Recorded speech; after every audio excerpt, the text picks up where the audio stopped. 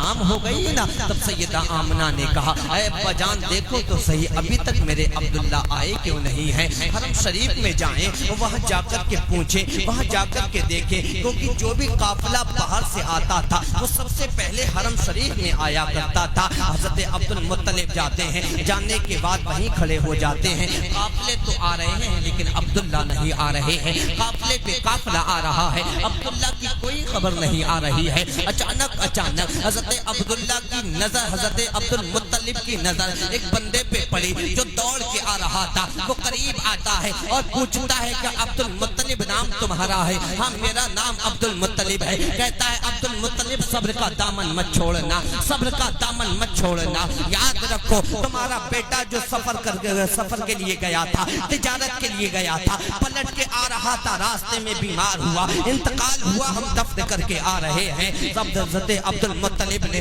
جب اتنا سنا وہی بیٹھ جاتے ہیں، ہزاروں بجلیاں حضرت عبد المطلب کے سینے پہ گری۔ یاد رکھنا پیارے، حضرت عبد المطلب کو عبداللہ اتنے ہی پیارے تھے جتنے یعقوب علیہ السلام کو حضرت یوسف علیہ السلام پیارے تھے۔ وہاں خبر ملی تھی کہ حضرت یوسف غائب ہو گئے ہیں، تو 40 سال میں باپ کی بینائی چلی جاتی ہے، لیکن یہاں خبر جو ہے وہ غائب ہونے کی نہیں ہے، یہاں خبر تو انتقال کی آ رہی ہے، یہاں خبر تو وصال کی آ رہی ہے۔ حضرت عبد المطلب نے اپنی پوری طاقت کو اکٹھا کیا اور گھر کے جانے پڑے ہیں، اور جیسے ہی پڑے ہیں دروازے پہ پہنچے، حضرت سیدہ آمنہ نے آہٹ سنی ہے قدموں کی، دروازے کو کھول دیا، پوچھتی ہیں اے بابا جان ذرا بتاؤ تو صحیح میرے عبداللہ کا کچھ پتہ چلا کہ نہیں چلا، میرے عبداللہ کدھر ہے، ابھی آئے نہیں ہے۔ حضرت عبد المطلب ارشاد فرماتے ہیں اے بیٹی آمنہ اب عبداللہ کبھی نہیں آئے گا، انتظار کرنا ختم کر دو، وہ جو تمہارا شوہر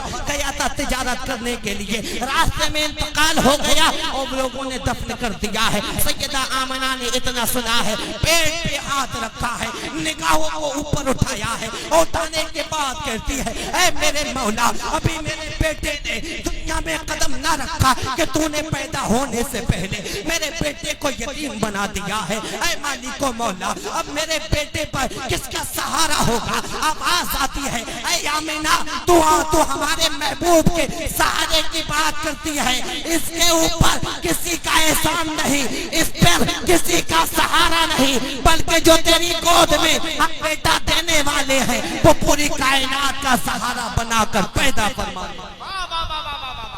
زندہ باد زندہ باد، ماشاءاللہ ماشاءاللہ، پوری کائنات سچ ہے ماشاءاللہ، سہارا بنا۔ بے شک بے شک بے شک۔ پھر وقت آگے بڑھتا گیا، 3 مہینے کا عرصہ گزرا، چونکہ عرب شریف کا دستور یہ تھا اگر کسی کا شوہر انتقال کر جاتا تھا، دور جاہلیت میں اگر کسی کا شوہر انتقال کر جاتا تو اسے اتنا منحوس سمجھا جاتا تھا، یا تو اس کی چتا کے ساتھ اسے جلا دیا جاتا تھا عورت کو، یا اس عورت کو کال کوٹلی میں بند اور 6 مہینے بند کرنے کے بعد دروازہ کھولتے اگر خاتون زندہ نکلتی معاذاللہ اس کا منہ کالا کر کے بستی میں۔ حال دور جاہلیت کا یہ تھا، لیکن میرے حضور آئے، ارشاد فرماتے ہیں لوگوں یہ جن ماؤں کے گلے میں رسی ڈال کر تم منڈی میں نیلام کرنے لاتے ہو، یاد رکھو اللہ اگر ماں دیتا ہے بیٹی دیتا ہے تو اسے قید کرنے کے لیے نہیں، منڈی میں نیلام کرنے کے لیے نہیں۔ حضور ارشاد فرماتے ہیں سنو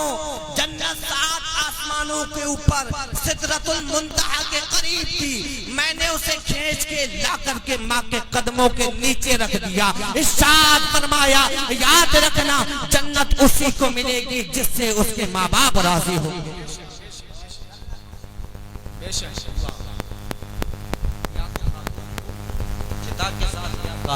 سیدہ آمنہ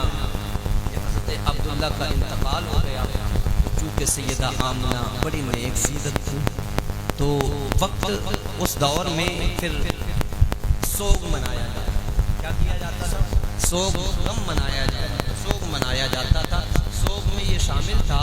کہ جس کا شوہر انتقال کر جائے اس خاتون کو 1 سال تک بند سنبھل کے نہیں نکلتا، خوشبو نہیں لگائی، نیا کپڑا نہیں، یہ سوگ شامل تھا۔ جب حضرت عبداللہ کے انتقال کو غالباً 3 مہینے گزر گئے تو ایک دن حضرت عبد المطلب خانہ کعبہ کے پاس تھے، چونکہ متولی تھے آپ، ذمہ دار تھے، تو اکثر وقت آپ کا جو ہے وہ حرم شریف میں گزرا کرتا تھا۔ وہیں بیٹھے تھے، ایک بندہ دوڑتا ہوا آیا، آنے کے بعد کہتا ہے عبد المطلب بڑے خاندان سے تعلق رکھتے، کعبے کے متولی بھی ہو، مکے کے سردار بھی ہو، کہنا نہیں چاہتا لیکن بڑی جی جی جی جی ہاں کہنا نہیں چاہتا، گھما کے پھرا جی بے عزتی بھی کر دے گا، کہتا کہنا نہیں چاہتا لیکن ضروری بات ہے۔ کہتا مجھ سے برداشت نہیں ہوتی